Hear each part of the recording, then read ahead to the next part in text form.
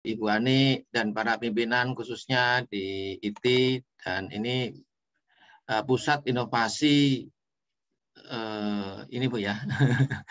Pusat inovasi dan inkubator bisnis. Inkubator bisnis. Nah, khususnya pejabat di lingkungan pusat inovasi dan inkubator bisnis, dan juga mungkin Bapak pimpinan di IT, dan juga Ibu guru serta adik-adik yang saya banggakan dan saya cintai. Ini saya akan kita diskusi ya tentang bagaimana ini menuju industri 4.0 ya, inovasi untuk millennials gitu ya. Ini adik-adik kan ini sudah kayaknya sudah pas ini adik-adik kaum millennials. Kalau kita ini, saya mungkin sama Bu Ani kaum kolonial lah Bu ya. Iya, kolonial. Kolonial. Ya intinya ada gap yang berbeda adik-adik ya, cara pandang, cara kebiasaan-kebiasaannya yang belum ini ya. Jadi ya nggak apa-apa, sharing dari kaum kolonial ini. Untuk ya adik-adik bisa mengambil pelajaran ya. Adik-adik, ini foto ini saya diambil ketika tahun 2000, Desember 2008 ya. Adik-adik tahu nggak nih sebelah kanan saya ini siapa ini?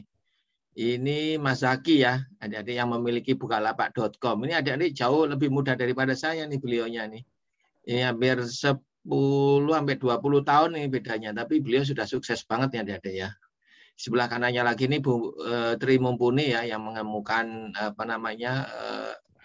pembangkit listrik ya mikrohidro ya, yang energi mesti tahu. Kalau ini Mas Dimas, ini dulu CEO-nya Gojek ya, yang orang triliuner ini saya sudah diapit sama triliuner. Kali ini Bu Mbak siapa yang di presenter ya dari Metro TV ya. Nah ini pejabat Kemenkeu. Ya, saya udah diapit sama teman-teman adik-adik yang yang triliuner, ini baunya aja udah triliuner. Kali ini memang kita akan bahas sedikit outcome driven innovation adik-adik ya. Mungkin bagaimana sih inovasi-inovasi ini yang bisa benar-benar menghasilkan dampak bagi masyarakat luas. Tapi sebelumnya saya biasa nyetel dulu video ya. Ini kebetulan pengalaman. 17 Agustus tahun ini Indonesia berulang tahun ke-74. Di era menuju Indonesia unggul ini, sumber daya manusia menjadi faktor utama. Berikut kami ajak Anda untuk berkenalan dengan salah satu inventor yang telah memiliki sederet hak paten atas karya-karyanya. Informasinya juga akan sekaligus menutup perjumpaan kita. Kalau biasanya peringatan 17-an identik dengan tokoh anak muda, kali ini kita akan berkenalan dengan tokoh yang pernah muda. Hai, saya Nurul Taufik Rohman dari LIPI. Bidang saya nanoteknologi. Ini adalah cerita bagaimana Nurul membuat solusi untuk masalah oksigen dalam budidaya udang dengan bantuan teknologi nano. Udang memerlukan oksigen untuk respirasi. Jika kebutuhan oksigen dalam air ini tidak terpenuhi, maka pertumbuhan udang akan kurang optimal, bahkan bisa mati. Kadar normal oksigen dalam air adalah 2-4 ppm. Dengan teknologi nanobubble, kadar oksigen bisa meningkat 2 kali lipat. Lalu, apa sih teknologi nanobubble ini? Jadi, nano itu bukan hanya permen. Ini mesin nanobubble, oksigen dan air masuk ke dalam sini, diproses dengan mesin nanobubble, dicacah seperti ini, keluar menjadi gelembung-gelembung yang sangat halus berukuran nanometer. Nano itu ukurannya sama dengan rambut ini, 50 mikron dibagi 1000. Kecil sekali, halus, ya kan? Singkatnya, hal ini adalah aerator dengan teknologi nano. Fungsinya mengubah ukuran oksigen menjadi sangat kecil sehingga lebih mudah diikat oleh partikel air, dan hasilnya air menjadi kaya oksigen dalam waktu lama dan udang pun bahagia. Lalu bagaimana sih cara kerjanya?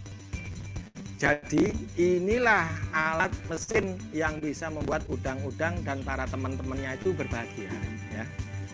Nah, mesin ini kalau kita nyalakan, ceklek gitu ya.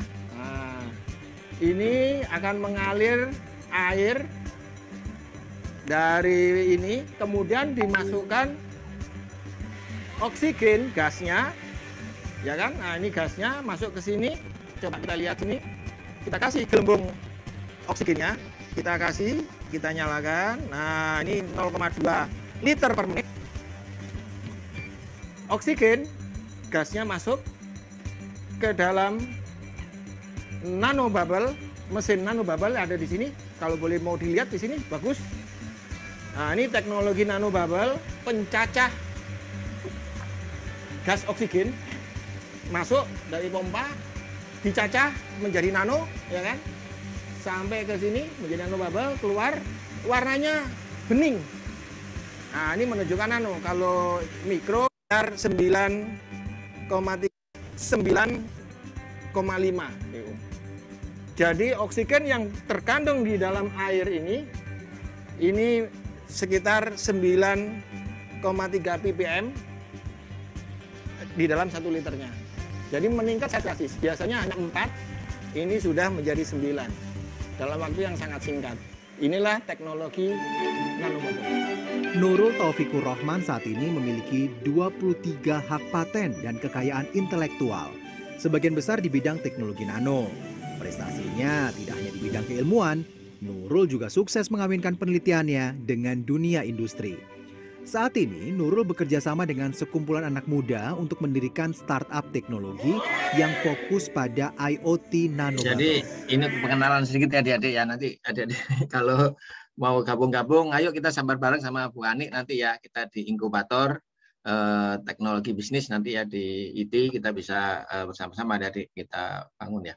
Jadi tadi itu sebenarnya sederhana adik-adik ya. Bagaimana kita membuat sebuah temuan teknologi yang bermanfaat bagi masyarakat luas ya. Ada 4 hal adik-adik yang ingin kami bahas nanti ya, kita diskusi ya. Pertama, inovasi, tantangan bisnis berbasis teknologi hasil riset. Tadi adik-adik ini kan udah di era 4.0 ya. Harusnya kalau memulai bisnis atau memulai komersialisasi ya Pak, ya istilahnya memulai usaha lah, itu harusnya memang apalagi kuliah ya Pak, kita kan ini pelajar gitu ya. Harusnya mahasiswa ya berbasis teknologi lah ya. Jangan sampai ya tidak ada bedanya kita dengan maaf ya, ini kalau boleh kata pedagang kaki lima ya, memang itu juga bagus. Cuman kan sayang banget kita kalau punya teknologi harusnya kita bisa lebih advance lah ya, lebih maju lah kan itu. Kemudian memang tidak mudah juga gitu kan. Nah, terus lalu gimana? Ini ada beberapa strategi memvaluasi dan memvalidasi hasil penelitian kita ya, hasil riset kita yang memang bisa dikomersialkan itu kayak apa sih? Nanti ada teknik-tekniknya, ada metodenya ya yang perlu dipelajari. Tentunya nanti di sini sudah ahli nanti Bu Ani ya, dan tim bisa membantu adik-adik untuk membantu memvaluasi dan memvalidasi. Berikutnya lagi adalah contoh-contoh lah praktek-praktek model bisnis yang berbasis hasil riset di LIPI yang alhamdulillah mungkin sebagian besar sudah ada yang banyak yang sukses juga ya. Jadi nanti bisa dilihat ya apa saja sih kalau teknologi bisnis teknologi itu, wah itu keren tuh ya. Nah, kemudian lalu bagaimana mewujudkan ke sana itu kan biasanya adik-adik kan bikin startup ya, kerjasama sama dosennya, penelitinya gitu. Dalam hal karena memang di situ ada lembah kematian inovasi adik-adik, namanya the valley of death, itu lembah kematian inovasi.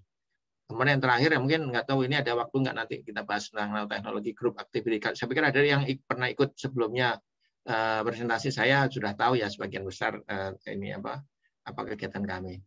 Adik-adik semuanya ya ini ya, Pak Jokowi ya selalu ya mempertanyakan hasil-hasil riset, hasil penelitian para dosen, para peneliti dan juga mahasiswa-mahasiswa ini kemana aja hasilnya kan gitu kan. Udah ada dana dikasih banyak gitu kan. Ada yang bilang 30 triliun, 20 triliun, bahkan terakhir kemarin ya adik-adik ya, Kemenristek dibubarkan. Sebenarnya nggak dibubarkan sih, digabung ya ke Ristek Dikti ya. Ini sampai terjadi gonjang-ganjing ya adik-adik, gempa bumi. Gempa buminya tidak hanya di darat, tetapi di teman-teman peneliti dan dosen dan adik-adik mahasiswa ini sedang dipertanyakan ya, apakah hasilnya itu kemana gitu ya. Nah itu adik-adik ya. Nah, adik-adik ini para peneliti termasuk mahasiswa dan lain sebagainya. Ini masuk ke zona nyaman ya, zona nyaman ya penting lulus skripsi, masukin laboratori, kita sudah melaporkan ya kan, udah lulus gitu kan. Itu dulu ya, sekarang sudah mulai ditanya-tanya nih gimana nih bisnisnya, hasil risetnya itu gimana ya, bisa dibisniskan, kira-kira gitu dia dari sekalian semuanya ya. Oleh karena itu sebelum kalau kita mau masuk ke dunia bisnis dari hasil litbang, hasil penelitian, maka di situ harus ada hak kekayaan intelektual, ada hak kekayaan intelektual yang berupa paten kan, temuan-temuan kan ini namanya juga riset ya, ada sesuatu yang akan ditemukan kan gitu ya, ada sesuatu yang memang baru gitu ya, ada teknologi yang dikembangkan yang selama ini mungkin tidak pakai manual, sekarang otomatis dan sebagainya. Nah ini itulah hak kekayaan intelektual para peneliti yang jumlahnya banyak sekali, yang selama ini hak kekayaan intelektualnya masuk ini doang nih, masuk perusahaan kan gitu ya. Sekarang kita diminta untuk dibisniskan kan gitu ya, atau dikomersialkan gitu adik-adik. Nah ini memang mitos ya, pendapat yang sudah lama, yang orang berpikir perguruan tinggi kan basic research. Basic research itu jangan ditanya tentang komersial gitu kan, kita penelitian, kita itu pendidikan kan gitu ya. Itu dulu adik-adik, sekarang udah tidak seperti itu lagi ya. Jadi basic research, applied research itu BPPT atau mungkin Kemenperin, Kementerian Perindustrian ya kan. Terus ini komersial itu ada industri, bukan seperti itu. Ini tidak seperti itu ya, tidak linear seperti ini, tapi ini inovasi itu kompleks proses ya adik-adik ya. Bagaimana adik-adik mengidentifikasi sebuah masalah dalam kehidupan, dalam ini terus menemukannya, dan kemudian bisa sampai ke arah perputaran menghasilkan keekonomian gitu ya. Nah, itu namanya inovasi. Nah, inilah katanya, mungkin Anda sudah kenal ya, ini Thomas Alva Edison ya. I found out what the world need. Saya mencari apa sajalah yang dibutuhkan oleh dunia ini ya. Then I go ahead and invent it. Dan saya kemudian mencoba mengidentifikasinya dan ya menemukannya lah ya, menelitinya gitu ya. Bahkan beliau ini menarik sekali ya, ini quote-nya ya. Anything that won't sell, I don't want to invent. Apa saja yang tidak bisa dijual ya, tidak akan bisa dijual, tidak akan terjual ya, kalau boleh dikata ya. Saya tidak ingin melakukan penelitian atau penemuan lah ya. Ngapain penemuan, penelitian, riset, semua dipelajari, ini ternyata nggak laku dijual gitu kan. Nah begitu ya. Ini memang sangat menusuk sekali nih kalau dibicarakan kepada peneliti ya. Karena beliau mengatakan it sells is proof of utility and utility is success. Jadi penjualan itu adalah bukti daripada kemanfaatan ya. Jadi kemanfaatan itu dibuktikan dengan penjualan. Kenapa? Kalau orang ilmuwan ya, teknologinya bagus, pasti ada yang memanfaatkan. Untuk bisa memanfaatkan pasti dia ya beli. Kalau orang nggak mungkin nggak dibeli kalau nggak ada manfaatnya kan gitu ya. Jadi beliau mendefinisikan seperti ini, Thomas Alva Edison yang sekarang punya 3.000 lebih General Motor ya, paten ya. Ini mungkin termasuk yang number 1, number 2 di top 5 ya, perusahaan yang sudah berumur ratusan tahun tapi masih eksis ya. Ini karena menjaga itu hak kekayaan intelektualnya. Nah ini sebagai contoh adik-adik pernah dengar nggak ini penemuan velcro? Sebenarnya sederhana nih Pak George de Mestral ini tahun 48. Kalau di Eropa itu adik-adik pernah nggak ngelihat ini nih tanaman ini laser burdock ini. Ini di Indonesia juga ada kok ini kayak gini nih ya. Jadi tanaman ini ketika musim gugur ya, itu ini sering melayang-layang gitu. Kita kan sering kan ada yang melayang-layang. Terus nempel di pakaian kita kan dari wool kalau orang itu ya, pakaian jaket atau apa itu susah dihilangkan, itu ditarik-tarik nggak bisa gitu kan, dikebas-kebas nggak bisa kalau bahasa Jawanya itu kan. Itu dia menemukan, hanya dia diidentifikasi adik-adik, dipelajari, ternyata ini pakai mikroskop ya, ternyata di sini dia ada benang-benang halus kecil banget yang menempel, mencantel di benang-benangnya pakaian gitu kan. Jadi nggak bisa lepas karena dia ya bulat gitu ya, ke bulat ya gitu ke benang-benang. Jadi susah diambil gitu kan. Nah ini unik sekali. Jadi secara acak ini itu apa ya, ruwet ya, bulat di benang-benang ini gitu kan, di benang-benang pakaian gitu kan. Nah, itu kan discover ya, penemuan, dia melakukan penemuan. Tapi apa bedanya dengan paten? Penemuan juga sama-sama bahasa Indonesia sama discovery, kalau discovery sama invention. Kemudian dia menciptakan dari itu secara buatan manusia gitu ya. Ini cara ini, jadi dia ditemukan antara benang-benang apa ya, keruwetan benang-benang itu, dan ini agak kuat ya dia. Jadi dia kayak punya kekuatan tertentu ya, sehingga dia itu bisa kalau terjerembab ke sini ya sulit dilepas, harus lepas satu-satu gitu, pakai satu energi tertentu gitu ya. Nah, sehingga dia menemukanlah perekat sintetis. Nah, inilah invention, temuan, paten ya kan. Nah, paten itu temuan, beda ya. Kalau paten itu hasil ciptaan manusia. Kalau discover itu adalah hasil manusia menemukannya dalam arti sudah dari yang maha kuasa gitu ya. Jadi penemuan dan invensi itu ada ya, merupakan penemuan terhadap suatu sifat baru dari suatu material atau benda yang sudah dikenal atau sudah ada sebelumnya secara alami. Jadi secara alami sudah ada. Jadi kita hanya mempelajari dan menemukan, oh begitu ya, gitu ya. Kalau invention itu merupakan penemuan berupa ide yang dituangkan dalam suatu kegiatan pemecahan masalah yang spesifik di bidang teknologi yang dapat berupa proses. Jadi kan itu proses gitu, atau produk, atau penyempurnaan, pengembangan dan sebagainya. Jadi itu ada ya. Ini namanya penemuan invention tadi. Jadi hanya sederhana ya, sederhana menemukan dari fenomena alam, kemudian dia temukan. Nah, seperti itu.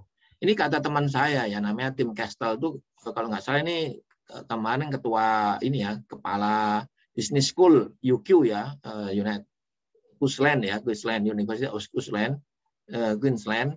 Ini beliau mengatakan sebenarnya inovasi itu sederhana. Ini hanya terdiri dari 3 bagian katanya gitu. Pertama, adik-adik punya ide, idenya apa ya kan? Kemudian harus bisa, idenya itu harus sudah made real, harus bisa dibikin, diwujudkan gitu kan, harus dibikin, dijadikan gitu kan. Jadi made real, baru udah jadi nih Pak barangnya Pak, unlock the value. Jadi artinya bagaimana nilai tambahnya, nilainya misalkan dari adik-adik membuat kunyitnya harga 2.000 per kilo, kalau sudah jadi produk ya jangan dihargain 2.000 per kilo kan, enggak ya. Jadi itulah nilai tambah. Jadi bagaimana unlock ya, membebaskan nilainya. Jadi kita memberikan, ya artinya kita memberi nilai tambah ya. Jadi nilai tambah itu berapa harganya ya, penghargaan lah bahasanya. Penghargaan itu, nilai harga itulah yang ya itulah inovasi kita ya, dari harga 2.000 menjadi 10.000 misalkan ya. Nah, masalahnya katanya beliau, ide-ide baru yang muncul banyak itu gagalnya adalah ketika meng-create the value. Jadi ketika memberi nilai tambah, memberi harga, memberi apa itu nggak masuk gitulah Dede ya. Jadi nggak cocok, nggak sesuai dengan ya yang diharapkan. Ini masalah beliaunya begitu katanya. Nah, katanya beliau, the missing part, bagian yang menjadi masalah adalah memvalidasi nilai tambah tadi. Jadi adik-adik mungkin, oh ini bagus Pak, ini produk saya sudah saya bikin, tapi kenapa kok nggak bisa dibisniskan, tidak laku, terjual? Karena ya Pak, bahan bakunya susah nyarinya. Loh, bahan bakunya kok susah nyarinya, kemana pada saat menyusun itu enggak? Atau bahan bakunya impor, atau ini mahal harganya loh ya. Ya itu disitulah kesalahan di dalam memberikan nilai tambah ya adik-adik ya. Beliau ini bahan presentasi yang terakhir dari beliau, saya menarik ya, ini saya angkat lagi. Katanya beliau, adik-adik temuan-temuan itu kan paten ya, dari hasil ilmuwan, riset itu kan ada temuan tuh paten. Itu keberhasilan memang sedikit adik-adik. Itu hanya 2%. Jadi keberhasilan sebuah paten itu hanya 2% adik-adik ya. Jadi nggak banyak ya. Untuk bisa meningkatkan nilai keberhasilan itu dengan menggunakan biasanya pakai startup. Makanya ada program-program startup ya. Startup itu bisa 9% adik-adik ya. Jadi kalau punya paten 100 yang berhasil paling 2. Kalau ada startup 100, 9 yang berhasil, kan lumayan itu ya. Ini rata-rata dunia. Nah, ada lagi new product, adik-adik membuat produk ya, sampai produk-produk jadi, teknologi itu bisa meningkatkan sampai 18%. Makanya ada program-program di tempatnya Bu Anik ya, itu membuat produk ya, di Ristek juga ada bikin produk-produk dari PPWTI dan lain sebagainya. Jadi penemuan teknologi itu ada 3 unsur adik-adik ya, yang mungkin bisa dianggap sebagai suatu kebaruan ya, ini bisa dipatenkan hasil temuan adik-adik ya. Nah, itu ada nilai kebaruan, langkah-langkah inventif. Jadi ada langkah-langkah, oh kalau itu berarti supaya kita bisa membuat kunyit itu jadi ukurannya sekian, maka kita harus menghancurkan, membuat alatnya yang seperti ini, nah, itu kan ada step-step lah ya untuk menemukan. Kemudian dapat diterapkan di industri, jangan sampai udah bikin capek bagus banget ternyata nggak bisa dibikin ya kan. Nah itu kan bikin supaya massal nggak bisa dijual lah bahasanya, di industri juga nggak bisa ya. Itu syarat mutlak. Jadi solusi teknis di bidang teknologi ya. Nah, sebagai contoh adik-adik, sebenarnya adik-adik mungkin nggak harus, ini nanti akan kita bahas lebih detail lagi nih sebenarnya. Sedikit aja temuan tuh mungkin kayak wah penemuan susah banget ya. Enggak adik-adik. Jadi barang yang ada saja adik-adik itu bisa. Mesti kan sekarang yang ada ini kan garpu kayak gini, garpu dan sendok. Adik menemukan ide yang lama ditambah penambahan ide lama dan ide lama digabungkan, itu juga bisa jadi paten gitu kan. Ada atau ide baru tambah dengan yang lama, atau ide baru tambah ide baru, ini bisa gitu. Jadi kedua-duanya ini semua berupa bisa dijadikan sebagai, jadi nggak harus temuan tuh kayak Einstein gitu ya, bukan adik-adik ya. Jadi paten itu ya sesuatu hal yang baru yang selama ini di dunia ini tidak ada gitu kan. Nah, mungkin sebenarnya ada kayak gini, ini ada garpunya gitu kan, lucu gini kan. Sendok sama garpu gabung jadi satu, kan gitu kan. Nah itu juga bisa ya disebut dengan paten adik-adik. Jadi nanti itu diklaimkan temuan saya itu seperti ini ya, garpu sama sendok jadi satu, ujungnya seperti ini ya, itu bukan semata-mata teoritis, jadi nggak ngawang-ngawang, bukan, ini bisa dimanfaatkan dan ini bisa dipakai ya, harus dapat dilaksanakan dalam praktek ya, diproduksi lah gitu kan. Itu namanya itu. Mengapa temuan teknologi itu harus dipatenkan adik-adik ya? Ini mari kita bahas sedikit ya adik-adik, mungkin nggak, wah ini kayaknya apa ini paten ini kan? Mengapa kok itu harus ditemukan? Saya udah biasa Pak Nul, saya jualan kok, itu hasil-hasil teknologi kami sudah kita jual gitu kan, tapi belum nggak saya patenkan loh. Jangan adik-adik, hasil-hasil teknologi penemuan ada ini harus kalau bisa dipatenkan ya. Jadi harus kenapa harus dipatenkan? Karena ini pertama perlindungan adik-adik ya. Jadi perlindungan atas hasil penelitian yang baru. Jadi ini, jadi paten itu adalah sebuah perlindungan.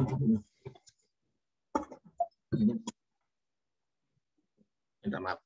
Jadi paten itu ada sebuah perlindungan. Jangan sampai adik-adik ini kita bikin alat seperti ini tiba-tiba nggak dipatenkan, nggak usah lah dipatenin gitu aja, susah, malas lah ini. Tiba-tiba 5 tahun lagi atau 2 tahun lagi keluar di televisi. Ada orang yang mengklaim bahwa itu adalah temuannya dia, kan sakitnya di sini ya dia, sakitnya di sini gitu kan. Itu temuan saya itu kemarin itu punya kita itu, jangan sampai kayak gitu ya deh ya. Ya. Kemudian yang kedua adalah pengukuhan kepemilikan negara dan pengakuan terhadap peneliti. Jadi gini adik-adik, meskipun adik-adik kan ada di Indonesia, dan ini menjadi asetnya adik, keluarga adik ya kita semua. Jadi meskipun ini pengukuhan kepemilikan, kalau dipatenkan adik dituliskan, artinya apa yang menjadi temuannya adik usaha itu kemudian dituliskan, maka itu menjadi kepemilikan, dan itu ke depan aset itu menjadi aset tak berwujud adik-adik, dan itu bisa dijaminkan di bank ya. Nah, jadi itu pengukuhan. Bayangkan adik-adik, saya punya sekarang 42 paten ya. Salah satu paten saya yang tentang propolis ya, itu nano propolis, mungkin bisa di-searching ya, Sanpro nanti. Nah, itu omsetnya bisa sampai, perputaran ekonominya itu bisa sampai 100 miliar 1 tahun ya adik-adik. Nah, bayangkan 100 miliar 1 tahun, paten itu bisa berlaku 20 tahun adik-adik. 20 tahun kali 100 miliar, jadi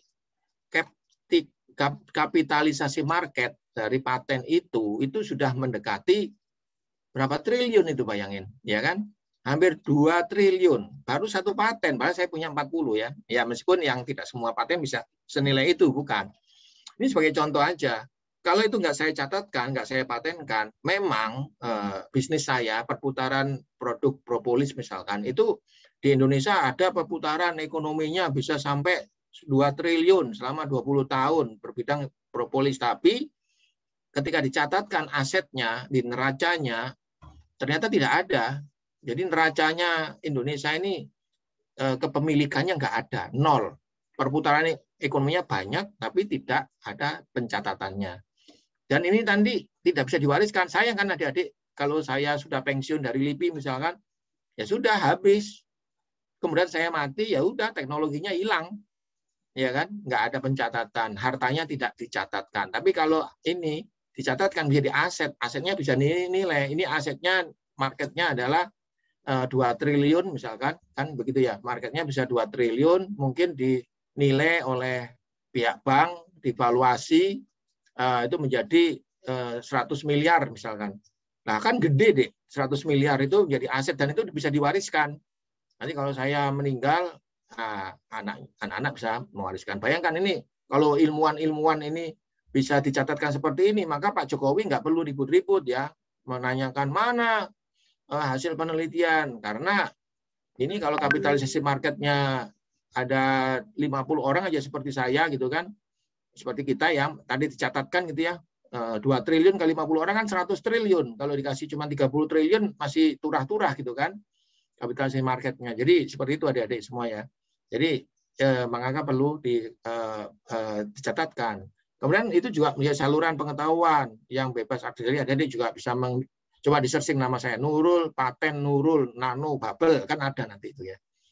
Bisa dilacak, apa sih patennya kan itu.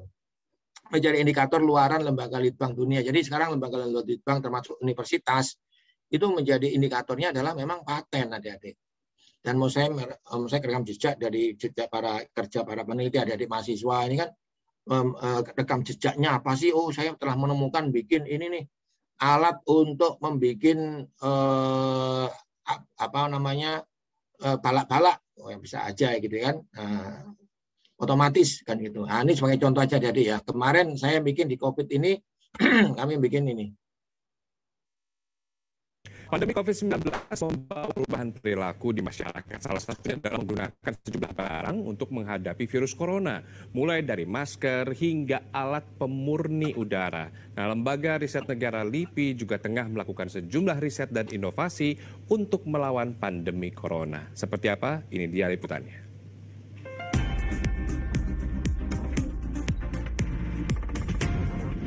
Lembaga Ilmu Pengetahuan Indonesia LIPI mengembangkan puluhan inovasi dan salah satunya adalah alat pembersih udara anti-COVID.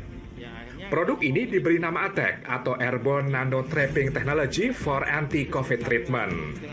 Keunggulan produk buatan dalam negeri ini penggunanya tidak perlu membersihkan bagian penyaring udara atau filter. ATEC menggunakan teknik penguapan untuk memurnikan udara dari bakteri dan virus. Jika biasanya kan beberapa pembersih udara itu harus diganti atau dibersihkan filter udaranya, Prof. Misalkan diambil 3 bulan sekali, 4 bulan sekali, itu dibersihkan, tapi butuh treatment khusus ya sebetulnya yang bahaya itu ya? Karena masih mengandung virus kadang-kadang kan, bisa menyebar kemana-mana. Ya kalau bersihkan yang nggak benar malah berbahaya, tapi kalau alat yang diteliti oleh Prof ini tidak dibersihkan filter, karena memang tidak ada filter sebetulnya, dibersihkan dengan nozzle yang nantinya mengkabutkan, nantinya dibersihkan dengan campuran air dan juga sabun yang berfungsi sebagai desinfektan. Udara masuk, diuapkan, kemudian keluar dan sudah bersih. Dalam semenit alat ini bisa membersihkan udara sampai 2 kubik atau bisa membersihkan 120 kubik. Sementara harganya dibanderol 19 juta rupiah dan terjual lebih dari 100 unit. Kalau masker yang bagus itu bisa bocor 10-15%. Kalau masker yang kurang bagus itu bahkan bisa 35% sampai 40% itu bisa keluar baik melalui depan atau mungkin samping.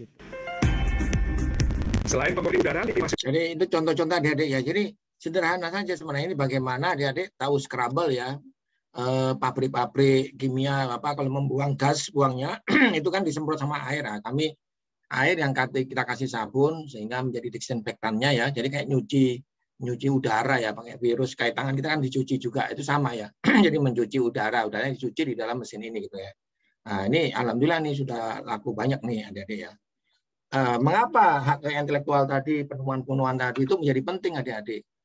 Jadi adik-adik tahu, mungkin sekarang Elon Musk yang juara ya. Ini saya belum update lagi nih. Elon Musk sekarang juara 1 ini ya. Yang orang-orang kaya-kaya di dunia ini sebenarnya dia bisnisnya adalah bisnis kekayaan intelektual adik-adik ya.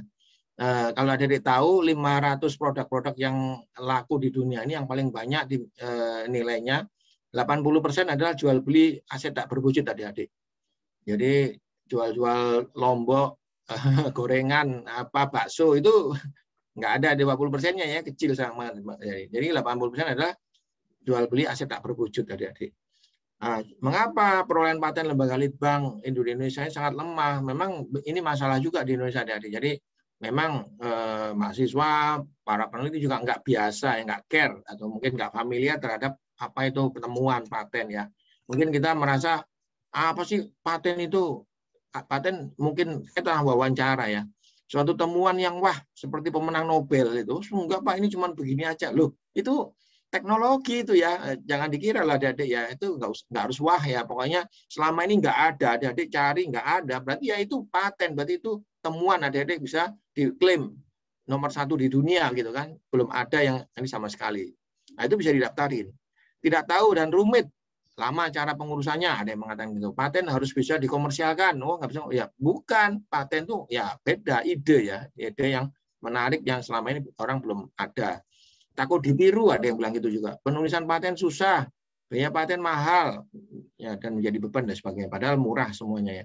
Masalah paten hasil litbang memang kadang-kadang pengelola pemanah memang penelitian minim, prosesnya pengurusan memang belum banyak diketahui, ada biaya pemeliharaan yang mahal katanya, padahal tidak juga ya. Paten belum bisa dikomersialkan, belum ada. Ini contoh saja adik-adik ya. Ini hasil patennya orang Jepang. Pernah lihat ini enggak? Jadi ini ikan air tawar, koi dan ikan kakap ya, air laut bisa hidup bersama. We have a technology called nanobubble water.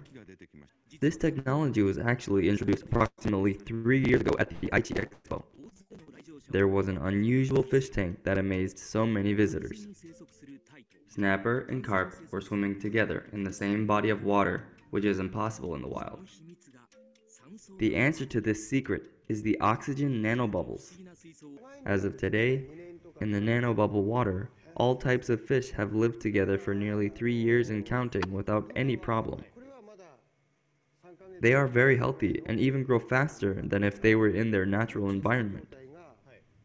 Jadi adik-adik, dengan teknologi nanobubble yang ditemukan, ini orang Jepang ya teknologinya, tapi kami reverse adik-adik ya.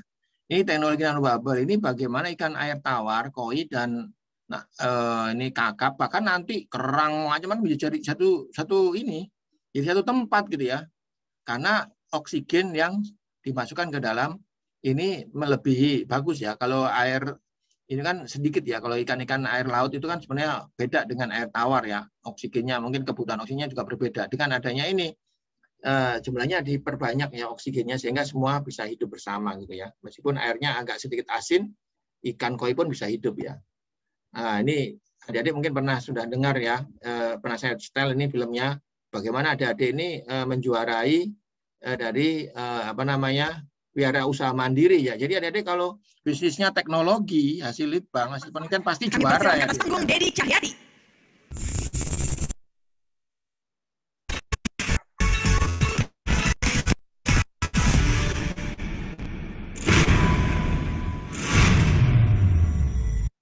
Selamat malam Indonesia. Perkenalkan saya Dedi, CEO dan co-founder dari nanobubble.id. Startup penerapan teknologi nano untuk mampu meningkatkan produktivitas budidaya perikanan di Indonesia.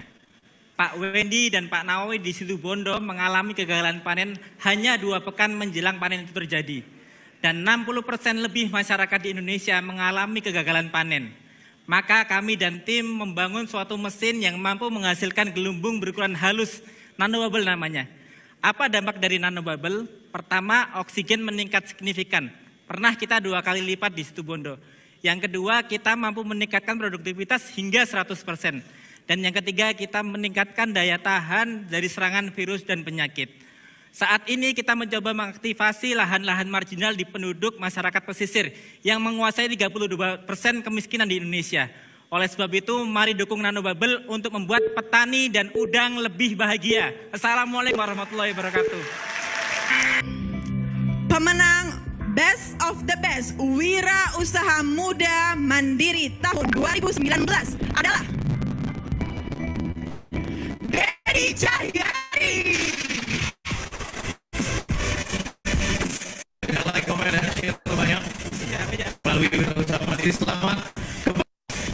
Jadi ini lomba-lomba wirausaha mandiri 2019 ya.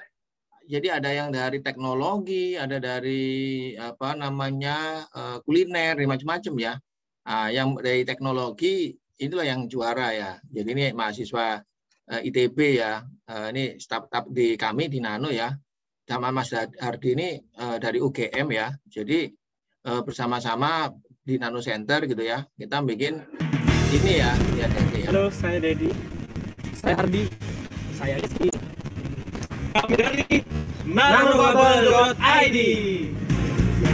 Kita merupakan dari tim nanobubble.id yang merupakan startup mesin aerator berteknologi nano, di mana menghasilkan gelembung oksigen berukuran nano yang bisa mensuplai oksigen di tambak udang ataupun tambak perikanan. Dan kita integrasikan dengan IoT system yang bisa Anda akses pada aplikasi smartphone Anda.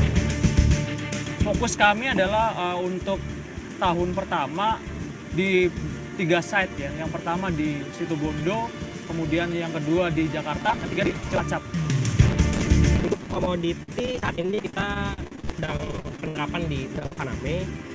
Ke depan kita akan uji coba ke ikan kerapu, kemudian ke bidang pertanian ada hidroponik juga kita akan coba seperti itu. Jadi ini ada masalah, jadi kan tahu ya ada masalah di tambak macam-macam ikan. Mereka kekurangan oksigen, ya kan, adik-adik, sehingga nggak bisa panen berbagai macam lah. Dengan teknologi ini dibuatlah nanobubble sehingga ya apa patentnya dari Jepang, kemudian di reverse adik-adik. Nggak melulu kita itu bikin mengembangnya sendiri. Yang ada pun bisa kita daftarin kembali adik-adik. Nah ini sukses ya kemarin. Nah, ini nanti nanobubble ini akan menjadi revolusi pertanian adik-adik. Bayangkan. Selama ini orang-orang yang ada yang berbackground kimia ya, urea itu kan nitrogen kan dari udara adik-adik ya. 78% udara ini kan mengandung nitrogen. Bagaimana supaya nitrogen ini selama ini kalau Pak Tani tanahnya dibongkar, dibuka gitu kan, namanya ditutup lagi supaya nitrogennya masuk kan gitu ya. Atau mungkin hanya ditemukanlah penemu urea ya. Jadi bagaimana udara yang nitrogen yang di udara itu ditangkap, direaksikan dengan gas alam atau apa, akhirnya menyusun urea gitu kan. Dari situ ureanya di dalam bentuk padat supaya gampang didistribusikan. Kemudian setelah itu dicairkan, dimasukkan dengan air, baru disiram lagi ke tanaman. Ini sudah tidak berlaku lagi dengan teknologi nanobubble. Air oksigen itu kita nitrogen kita masukkan ke dalam air, airnya langsung disemprotkan ke dalam akar-akar dan bisa diterima. Dan ini sebentar lagi. Dan ini bisa diterapkan di berbagai macam ya, mulai dari apa namanya ya ada sampai peternakan di Jepang lu babi macam-macam pokoknya bisa lah gitu ya bahasanya. Jadi mulai pertanian dan lain sebagainya. Dan ini nanti pabrik urea akan tutup ya dia. Bagaimana agar hasil risetnya adik-adik penelitian yang mungkin kan karena ini kan mahasiswa ya kalau bikin apa kan mesti ada PKL, ada tugas akhir, ada sesuatu lah ya yang harus dikembangkan di yang mungkin diminati oleh adik-adik ini kan. Bagaimana bikin ini supaya nanti berdampak ya inovasi-inovasinya itu ya ekonomi ya terhadap kita sendiri ya sebagai pribadi kita, penemu, individu, keluarga kita, masyarakat kita kan itu ya. Maka ya supaya bisa berdampak ya, outcome-nya bisa berdampak ya kan, ini kan outcome driven innovation kan. Nah, ini gimana agar bisa berdampak ya? Pertama, harus berorientasi market, harus ada penggunanya nanti, pemanfaatnya siapa kan itu adik-adik ya. Mau bikin ini nih alat ya tadi kayak kita lihat banyak petani yang perikanan tadi yang nanobubble ya contohnya, itu yang gagal panen. Masalahnya di mana? Diidentifikasi masalahnya kekurangan oksigen ternyata. Karena kurang oksigen, ikannya lemes, udangnya lemes, ada penyakit virus kayak kita COVID ini kan kalau badannya udah nggak sehat, kurang asupan, nutrisinya kurang, oksigennya kurang, pusing-pusing kepala, lah itu kena penyakitan kan gitu kan, hanya kena penyakit. Makanya wah ini harus oksigennya harus diperbanyak ya. Nah, idenya apa? Nah, gitu mulai ada ide-ide. Ternyata ada ide teknologi dari Jepang. Ternyata ya nggak apa-apa, kita coba lihat sih, kita lihat teknologi dari Jepang kayak apa. Nah, ternyata teknologi Jepang bisa kita ini kembali ya, kita reverse dan kita bisa temukan yang lebih baik lagi dari punyanya Jepang dan harganya lebih murah. Yang penting kan itu lebih murah, bisa implementasi di Indonesia. Lah itu penting tuh. Sehingga disitulah mengapa tadi ya startup nanobubble itu menjadi juara ya, karena memang ya ini dibutuhkan sekali gitu di masyarakat ya. Jadi berorientasi pada market ya adik-adik ya. Berikutnya adalah setelah berorientasi pada market, ya harus dilindungi adik-adik. Kenapa? Kalau tidak dilindungin, tiba-tiba ada orang yang bongkar yang ini, kemudian dicontek persis, terus dia jualan. Atau dipermasalahkan punya kita lah, dibikin macam-macam, kan kita repot jadinya kan. Loh, kita yang menemukan, kok capek-capek kita punya ide, mereka yang bikin masalah kan gitu ya. Jadi ya harus dilindungi adik-adik. Dengan apa? Dengan pendaftaran paten dan lain sebagainya. Kemudian berikutnya ya dibesarkan agar menghasilkan benefit ya, dikomersialkan lah ya bahasanya, dikerjasamakan dengan industri dan lain sebagainya lah ya, supaya ini bisa dimanfaatkan di produksi massal dan lain sebagainya ya.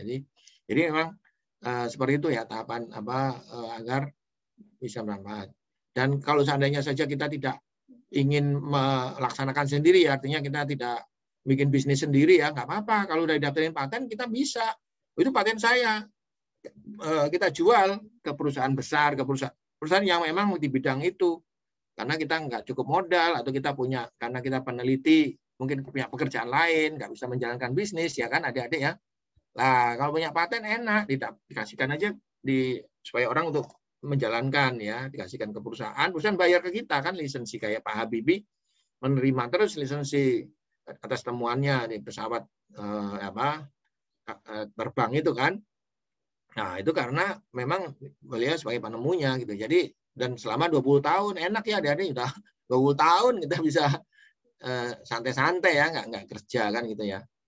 Nah, jadi adik-adik sekali lagi inovasi itu adalah invensi, temuan, penemuan kali komersialisasi. Harus ada nilai ekonominya lah. Kalau komersial ternyata tidak bisa dikomersialkan, itu namanya bukan inovasi, itu namanya paten saja adik-adik ya. Kemudian ya jangan sampai menemukan tapi nggak bisa dikomersialkan. Nah adik-adik ya, membawa hasil litbang, hasil riset ke dunia di komersial, itu memang pekerjaan yang sulit adik-adik. Jangan dikira oh enak ya di Eropa, di negara maju itu bisa cepat. Enggak adik-adik, sama. Saya 14 tahun di Jepang, saya ngurusin masalah komersialisasi juga. Jadi memang membantu industri. Memang susah adik-adik ya. Membawa hasil litbang ke dunia industri, di dunia memang antara ilmuwan, profesor dan pengusaha itu memang sulit ya. Idenya beda ya, pemikirannya berbeda, cara pandangnya berbeda. Di luar negeri juga berbeda. Cuman karena di sana itu banyak dan fasilitasnya lebih bagus ya, sehingga mungkin lebih banyak bisa berhasil gitu ya. Kalau di Indonesia mungkin karena memang masih kondisinya seperti ini adik-adik. Tapi kan ini challenge ya bagi adik-adik ya. Mungkin kalau adik-adik bisa melakukan terobosan ini, nanti adik-adik bisa monopoli, adik-adik bisa berhasil. Jadi membawa hasil litbang, hasil penelitian, adik-adik hasil teknologi itu dikomersialkan ya ke masyarakat, bisa dimanfaatkan ke masyarakat. Itu memang seperti melewati jembatan Shiratal Mustaqim ya. Itu namanya gitu ya.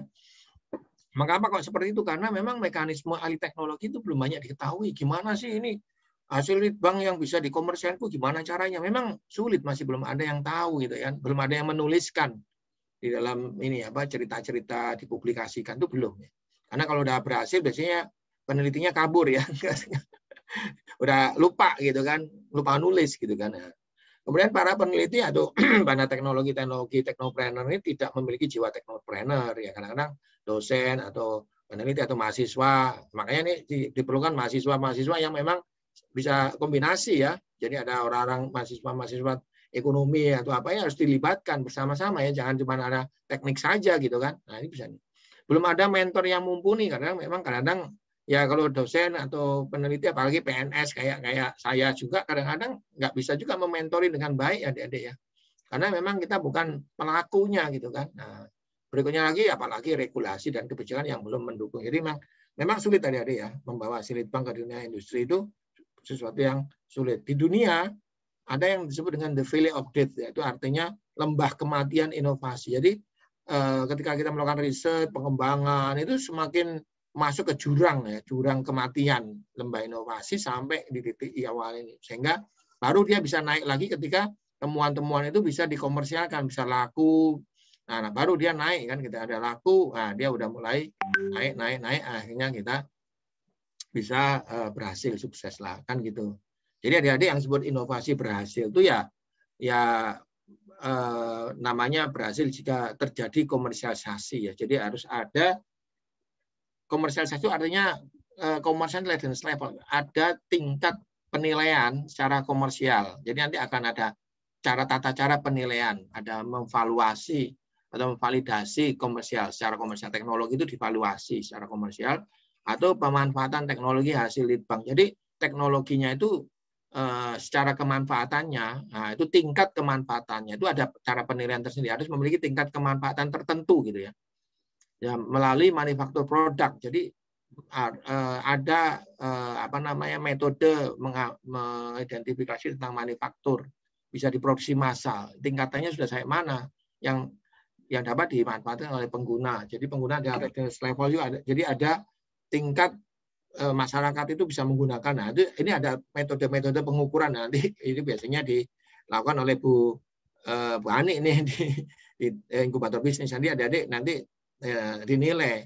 Tapi biasanya hanya menggunakan dua penilaian ini aja sih, metode untuk memvaluasi bagaimana teknologinya adik-adik yang dikembangkan itu bisa dikomersialkan. Pertama, secara teknis, secara fungsi, produknya adik-adik ini yang dibikin itu telah berfungsi dengan baik. Jadi artinya fungsinya sudah tingkat ke fungsinya sudah pas, sudah bisa memenuhi fungsi kayak produk-produk komersial. Jadi udah hampir sama lah kan itu. Fungsinya bisa dilayani. Kalau bikin laser printer, laser pointer ya, nah, maka ini sudah ngeluarin pointer lasernya udah keluar, pointer sudah dipisahin. Nah itu namanya tingkat fungsinya sudah jalan. Berikutnya lagi tingkat fungsi udah jalan Pak, ini udah bagus. Ini sama dengan komersial, tapi bahan bakunya susah dicari atau bahan bakunya mahal, harganya tinggi ya kan nggak laku jadinya. Jadi ada penilaian secara ekonomi, jadi memvalidasi komersial. Jadi ini secara komersial bisa valid nggak gitu kan? Nah ini ada tingkat penilaian secara komersial. Itu ada dua ini saja. Kalau ini bisa digunakan, ya ini adik-adik teknologinya bisa dikomersialkan. Untuk yang secara teknis tadi, yang pertama ya, itu namanya TKT, Technology Readiness Level. Jadi tingkat kesiapan teknologi. Itu fungsinya sudah sejauh mana. Kalau udah TRL 9, jadi Technology Readiness Level-nya TKT-nya, kalau bahasa Indonesia TKT ya. 9 itu adik-adik teknologinya sudah proven, sudah sama dengan yang komersial. Telah diterapkan di kondisi yang sebenarnya itu hampir sama. Nah, itu namanya TKT-nya 9. Tapi TKT-nya 9 kok masih nggak bisa dijual Pak Nurul, belum laku. Iya, karena fungsinya udah jalan tapi harganya 2 kali lipat, bahan bakunya susah dicari, kondisi di lapangan tidak ini, dan sebagainya. Jadi ini memang pertama syaratnya memang secara teknologi sudah harus nilainya 9 gitu kan. Sudah oke gitu kan, fungsinya udah jalan nih. Nah, tinggal yang kedua adalah ada lagi bagaimana dengan ininya tingkat komersialisasinya gitu ya. Jadi ini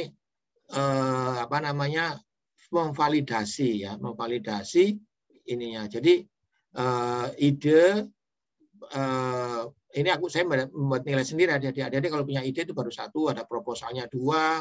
Nah, ini sampai dengan kalau sudah ada paten berarti adik-adik sudah punya 6 ya nilainya. Terus bikin prototipe tadi sudah tadi kan 9 tuh nilainya. Itu sudah prototipe sudah siap dijual. Nah, kemudian 8 ini bisnis plan, harus ada mitra yang menjual. Jadi adik-adik mahasiswa atau gimana ada tenan, dan yang 9 ada yang mau beli ya, 9 captive market, yang terakhir adalah lisensi. Jadi Itu adik-adik ya. Makanya kalau ada yang membeli, nah, kalau bisa Bu Ani di ini aja. Kalau ada yang siap mau beli gitu ya, dikasih dana pasti berhasil ya. Nah, jadi harus ada captive ya, ada PO, ada yang mau beli gitu kan. Nah, itu apa namanya udah 9 ya. Ada lagi Casinov ya, inovasi readiness level. Ini ada cara-cara lain mengukur, tapi menurut saya ini kurang efektif ya kalau dipakai untuk mengukur tingkat komersialisasi dari teknologi adik-adik ya. Ada lagi nih manufacturing readiness level, ini mengukur tingkat produksi massalnya, kesiapan produksi massalnya, ini sampai 10 ya. Biasanya Kemenpen menggunakan ini. Jadi kalau pabriknya siap nih Pak Nul, ini produksi massal. Nah, ini levelnya sampai 10. Ini pengukuran kesiapan produksi secara massal itu namanya adik-adik. Ada lagi kalau adik-adik ini mau investasi, mau ketemu sama investor. Nah, ini ada lagi investment readiness level. Ini ada teknik-teknik lah adik-adik supaya bisa mendapatkan investasi itu kayak apa gitu kan. Nah, itu seperti ya, ini sebagai pengetahuan aja lah adik-adik ya. Jadi tadi yang saya kembalikan ya, lisensi. Jadi adik-adik kalau ada teknologi, ada pemegang paten kan kita ya, mau kita serahkan kepada kepada industri yang ingin menjalankan, itu namanya lisensi namanya. Jadi izin yang diberikan oleh pemegang paten, baik yang bersifat eksklusif maupun non eksklusif. Jadi kita kasih izin kepada perusahaan untuk bisa menjalankan atau memproduksi ini paten kita gitu ya. Nah, dia bayar ke kita namanya royalti lisensi. Sebagai mungkin terakhir ini saya diskusi tentang model-model bisnis ya, atau transfer teknologi transfer kan bagaimana kalau kita bahasa Inggrisnya di Jepang itu kalau bisnis berbasis teknologi dari hasil litbang itu namanya teknologi transfer ya, dari hasil litbang ditransfer ke bisnis gitu ya bahasanya dia. Jadi model-model bisnis berbasis teknologi. Kalau yang di LIPI itu ada 4 kategori adik-adik, 4 jenis lah modelnya. Pertama adalah dari fakultas, karena ini teknologi menghasilkan adik-adik atau dosen-dosen di fakultas, adik-adik di fakultas ini punya teknologi gitu ya, punya paten. Lah ini ada industri yang mau pakai. Nah, jadi bayar royalti langsung ya, nanti dilisensikan ke industri langsung. Jadi tadi yang lisensi itu dari fakultas, karena penemuannya kan nanti didaftarkan atas nama fakultas ya adik-adik ya. Jadi atas nama. Ada yang seperti itu, tapi sekarang sudah atas nama. Sekarang udah beda, ini zaman dahulu ya. Di LIPI juga zaman dahulu seperti ini. Jadi satuan kerja kayak pusat penelitian fisika itu bisa melakukan lisensi ya langsung ke industri. Ini sudah tidak berlaku di LIPI sebenarnya. Kayaknya di sama universitas juga nggak berlaku ini kayaknya. Sekarang udah ditanganin oleh balai inkubator ya Bu Ani ya. Jadi ini sekarang nanti ditangani oleh balai. Ini sudah tidak berlaku. Tapi dulu ada pernah terjadi ya. Jadi ini kondisi yang pertama ini biasanya tidak berjalan lama karena penelitinya dosennya yang melisensikan fakultas ya. Jadi fakultasnya kan kerjanya banyak ya. Bukan urusan lisensi ya. Jadi tujuan mengajar, riset itu kan kayak gitu. Nah, ini biasanya tidak berjalan lama. Di LIPI juga begitu ya, tidak jalan lama. Akhirnya penelitian juga nggak mendapatkan haknya karena tidak diurus ya, kurang pengurusan ya. Jadi kayak ini adik-adik kalau tahu ini pembuat kaleng ya, kaleng yang ini gudeg dan sebagainya ini UMKM-nya apa usernya sudah kaya raya, penelitiannya masih kayak apa? Karena nggak mendapatkan haknya dengan baik ya penelitian ya, jadi patennya itu tidak di lisensinya 0, tidak ya hanya ya inilah memberikan sumbangan lah kepada UMKM, UMKM-nya udah besar gitu kan, tapi penemunya belum apa-apa, jadi kayaknya nanti di surga ya, di akhirat kayaknya nanti mungkin ya. Ini model kedua, bisnis model kedua itu kalau penelitinya atau penemunya itu ingin jadi pengusaha, mencari investor gitu ya. Nah ini penemunya cari investor, ya kan, bikin perusahaan, melisensikan. Jadi investornya ini nanti industri penelitinya ini membayar lisensi ke fakultas, karena kan ini memang patennya kan bersama-sama ya.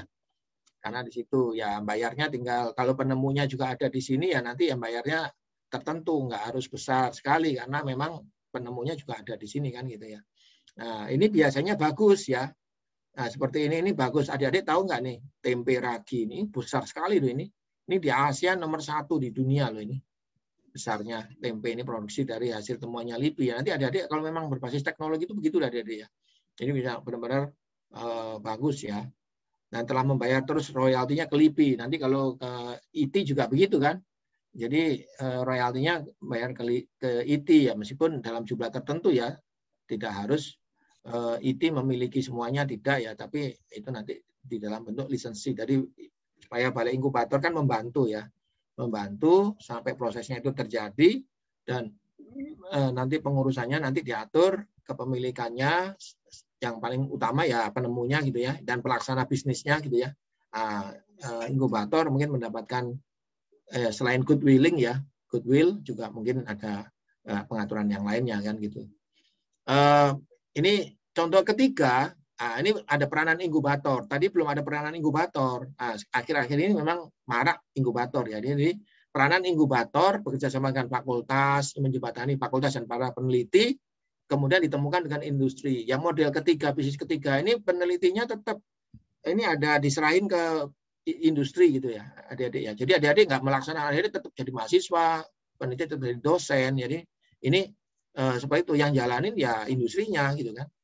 Industrinya kita dapat royalti saja gitu dan lisensi gitu ya adik-adik ya. Ini juga bagus. Yang mana yang mengatur ini yang membantu adalah inkubator. Ini peranan inkubator Bu Ani ini sangat penting sekali nih, bagus adik-adik. Ini memang di LIPI juga begitu ya. Ini bagus. Penelitinya juga senang ya. Jadi terima bersih terus ya. Nggak capek-capek. Kayak Pak Habibie nggak capek-capek, dapat duit terus ya dari tahun ke tahun. Nah, ini yang model keempat. Jadi penelitinya itu mencari tenan teknopreneur adik-adik mahasiswa. Jadi pertemuan antara adik-adik mahasiswa dan dosen dan peneliti itu membentuk inkubator di tempatnya Ibu Ani ya, inkubator itu membuat perusahaan namanya startup tenan ya. Ya mana di situ ada penelitinya dan ada mahasiswanya. Mungkin mahasiswanya lebih banyak kali ya, kalau teknopreneurnya kan kayak saya itu. Saya juga di Nano Center juga begitu. Nanti bersama-sama dengan Bu Ani, ya kita coba kerjasama ya. Jadi bagaimana mengelola ini penemu dan adik-adik ini bersama-sama. Kemudian ini menjalankan bisnisnya adik-adik ini. Penelitinya melakukan penelitian teknologi kan gitu. Kemudian nyari investor adik-adik. Nah ini nanti di coaching ya, dicarikan investor. Kemudian baru ketemu investor, bikin perusahaan adik-adik, bikin pabrik di luar ya, tentunya ya, bikin produksi nih, ya kan ada pabriknya, ada alatnya, ada produksinya udah gede kan gini kan, wajar lah di sini kepemilikannya investor memiliki karena kan ini namanya investor ya. Nanti bareng-bareng nih antara investor, penelitinya juga dapat, dosennya juga dapat, mahasiswanya juga dapat kan, mahasiswanya malah yang banyak kan ini kan banyak nih mahasiswanya kan. Nah, ini yang menjadi ya istilahnya dari direkturnya kan mahasiswanya kan ya. Jadi calon-calon direkturnya adik-adik mahasiswa ini kan yang jalanin bisnisnya kan adik-adik mahasiswa teknopreneur. Nah ini penelitinya ikut di sini sehingga masing-masing sudah memiliki beban bagian tersendiri gitu ya. Nah ini yang menurut saya ide dan kita jual ke industri gitu ya atau ke masyarakat user gitu ya. Jadi ini yang menurut saya ide yang paling tepat model bisnis untuk teknologi ya yang biasanya industrinya juga belum ada ya. Ini saya usulkan model keempat ini ada di penemu, peneliti, dan dosen dan mahasiswa itu bisa bertemu bersama-sama bikin usaha bersama ya. Nah ini contoh-contohnya teknologi-teknologi kami di LIPI juga banyak ya, yang ada sepeda dari kayu dan lain sebagainya itu juga model-model konsepnya seperti itu antara penemu dan teknopreneur kita bersama-sama kayak nanobubble juga seperti itu ya. Ini yang bertahan lama di nanobubble di industri seperti itu. Yang ini sebagai penutup juga ini bagaimana adik-adik membuat startup ya dari hasil ini supaya lolos lembah kematian inovasi itu adik-adik ya. Jadi banyak adik-adik mungkin searching nama startup, bagaimana sih cara membuat startup ya, biasanya kan mencari ide ini idenya ada, ketemu apa yang masalah kan gitu kan. Nah, kemudian bikin konsepnya, bikin prototipe ya kan, prototipe gimana nih. Kemudian ditujukan ke beberapa orang ya kan. Kemudian ya mungkin diiterasi lah istilahnya, dijelasin supaya gampang. Kan susah menjelasinnya. Baik, kemudian mencari co-founder ya. Nah, cari nih teman-teman nih siapa dosen, peneliti apa nih kan. Nah, kemudian bikin perusahaan baru kan, baru cari pendanaan, meluncurkan produk dan sebagainya. Ini kira-kira seperti itu ya nih. Apa namanya, untuk melewati lembah kematian. Ya mungkin baru kita coba yang hasil teknologi real itu kayak apa sih ya. Adik-adik sebagai informasi aja adik-adik ya. Pengembangan produk sampai dengan sebuah produk berhasil itu ada pendanaan dari public sector, dari pemerintah adik-adik ya. Ingat ini ya. Jadi sebenarnya adik-adik itu bisa mengajukan proposal riset dan pengembangan sampai dengan jadi sebuah produk itu ada dananya adik-adik di universitas ya, dari Ristek gitu ya.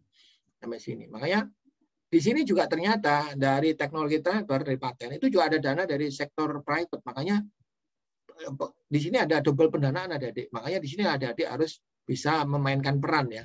Jadi antara pendanaan dari publik dan pendanaan dari swasta. Nah, dicari ini sehingga berhasil ya di sini ya. Ini caranya gimana? Ini tadi yang model bisnis keempat tadi. Jadi kan ini ada penemunya, biasanya dosennya, penelitian sudah lama kan banyak nih dosen-dosen yang udah penelitian. Adik-adik kan ada potensi pasar nih, ada penemuan. Wah, ini juga menemukan macam-macam nih polimer bagus-bagus itu kan. Nah, kan ini ada potensi, ada seed money, uang, ada dana, ada perusahaan yang mau ngasih, dari Ristek juga ngasih, ya kan, untuk bikin apa? Sampel produk. Nah, kemudian harus ada strategic partner mahasiswanya, ya teknoprenernya ini yang menjalankan bisnisnya, yang akan menjalankan sistem dan manajemen bisnisnya. Terus ada seed money 2, karena kan belum digaji di sini adik-adik ya. Ya gajinya in kind lah ya, nanti di mungkin gajinya gaji tenaga lapangan lah ya, masih kecil. Untuk apa bikin produk dan diperlukan dana untuk membuat produk yang nyata. Dari mana? Ya mungkin bisa nanti kalau di Nano Center bisa kita bantu ya, Nano Center gitu kan. Kemudian ada captive market. Ya, di sini pertemuan antara 1 tahun 2 tahun di inkubator ya, itu 1 tahun 2 tahun pertemuan antara peneliti dan teknopreneur, adik-adik muda di sini membahas membuat perusahaan bersama. 1 tahun 2 tahun itu outputnya adalah membuat contoh produk yang telah produk-produknya yang telah diuji di pasar, jadi sudah laku, bisa dijual. Oh salah, balik lagi di trial lagi, oh bagus, hanya permintaan. Baik, ini permintaan, coba 100 biji, 200 biji sebagai contoh, gitu kan. Nah, ternyata itu udah berhasil, sehingga usaha bisnisnya udah berjalan. Jadi, selama 1 tahun, 2 tahun, itu seperti itu adik-adik ya. Kita coba, ini lagi, coba lagi dapat dana, kita bikin, diuji coba di penjualan dan sebagainya, sampai laku. Nah, begitu laku, sudah mulai banyak, lakunya mulai. Ini yang stage pertama itu sampai ke produknya udah siap untuk laku gitu ya. Jadi siap untuk bisa naik ya, sudah bisa terjual lah. Jadi TRL-nya udah 9, CRL-nya udah 10 lah gitu ya. Nah, baru adik-adik tahun ketiga ini tadi ya, entrepreneur tadi itu inventor, teknopreneur itu gabungan ya. Nah, sistem dan manajemen bisnis itu mencari angel investor. Nah, jadi ada investor-investor yang akan mendanain, bisa dikasih 500 juta, 2 miliar, 1 miliar, 7 miliar dan sebagainya ya. Ini baru di situ adik-adik keluar, bikinlah usaha PT di luar ya, tidak di inkubator lagi, bikin perusahaan, ada tempat produksi, ada bisnis sudah tumbuh, yang udah ada inilah ya. Nah, biasanya di sini adik-adik dapat saham berapa ya, penelitian dapat saham berapa. Investornya berapa? Nah, di sini akan terjadi negosiasi adik-adik ya. Di sini mulai tumbuh ya bisnisnya nih, MLM mass production ya, MLM 9 ya. Nah, di sini. Baru terakhir cari venture capital adik-adik, pakai Gojek, pakai apa gitu supaya dapat diinjek 1 triliun dan sebagainya ya. Cari untuk lebih besar lagi ya pendanaan. Jadi ini berkembang lah ya, ekspansi.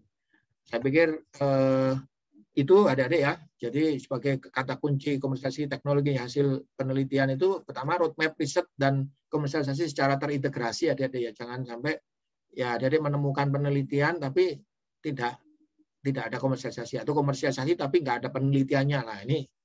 Nah, kemudian model alih teknologi tipe 4 tadi yang mana membuat startup antara peneliti dan mahasiswa teknopreneurnya, temuan patennya harus bagus lah ya adik-adik ya. Harus cari yang benar-benar bagus. Valuasinya benar ya, jangan sampai salah ya. Kemudian tim peneliti dan mitra yang solid berjiwa teknopreneur ya, dukungan kebijakan dan mentor startup yang baik. Ini sebagai ini ya. Pernyataan ini dulu ya. Kuncinya adalah inovasi itu harus bisa dimanfaatkan oleh orang banyak. Kita meneliti mulai dari mencari permasalahan, mengidentifikasi, dan menemukan teknologi. Setelah kita menemukan teknologi, kita patenkan. Jangan sampai setelah dipatenkan, kita bawa mati ilmunya. Jangan. Ilmunya kita cari teman-teman kita, partner, adik-adik muda yang akan menjalankan usaha itu untuk produksi. Sehingga bisa diproduksi dan dimanfaatkan oleh orang banyak.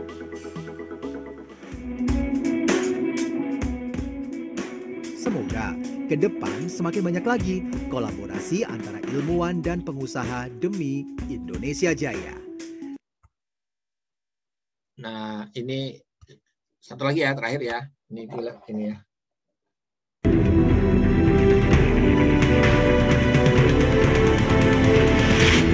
Banyak hal yang telah dilakukan oleh Dr. Nurul dalam bidang nanoteknologi, tapi kita masih jauh tertinggal. Ibaratnya kita belum berperan di dunia internasional dalam proses nanoteknologi. Padahal negara ini begitu kaya raya terhadap sumber daya alam, terhadap teknologi, dan terhadap karya-karya putra bangsa. Kita harus menjadi pemain, bukan penonton dalam proses nanoteknologi ini. Kekayaan sumber daya alam ini harus bisa menjadi suatu sumber kesejahteraan dan pembaharuan ekonomi Indonesia. Pada satu saat, Dr. Nurul berharap bahwa pangan dan obat-obatan Indonesia karena sumber herbal sudah sangat tinggi. Ini bisa menjadi Indonesia semakin memastikan menjadi Indonesia negara maju. Sudah saatnya Indonesia menjadi pemimpin, bukan menjadi follower. Maju terus inovasi Indonesia. Saya ingin memaknai dari konteks ini bahwa membangun bangsa ini seharusnya ini peran kita sudah jelas. Mari kita otak kita ini kita agak sedikit peras lah gitu, tanda kutip ya. Masa sih kita nggak bisa mengangkat satu produk, dua produk, tiga produk yang bisa mungkin berkontribusi terhadap negara kita. Kok nemen kalau bahasa Jawa ya, itu kok sangat sekali. Saya yakin sih pasti bisa.